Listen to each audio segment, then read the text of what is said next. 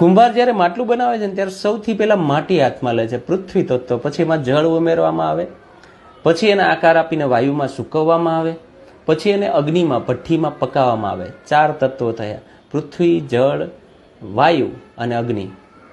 અને આકાશ તો ઘડાની બહાર પણ હોય છે અને ઘડાની અંદર પણ હોય છે.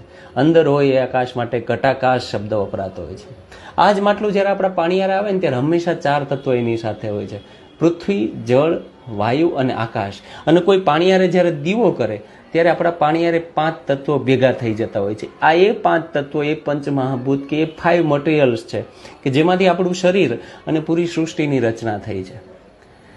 પણ થાય છે એવું કે પાણીયારે દીવો કરવાની તો વાત દૂર જ છે, આપણે ધીમે ધીમેથી પાણીયારે માટલાની જ બાદબાકી કરી રહ્યા છે. સીધું ફિલ્ટર કે ફ્રીજમાંથી પાણી પીવું.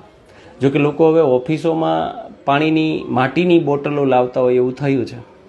કોઈ એવું પણ કહી શકે કે ભાઈ ફોરેનમાં ક્યાં એવું માટલાનું કલ્ચર છે? નથી.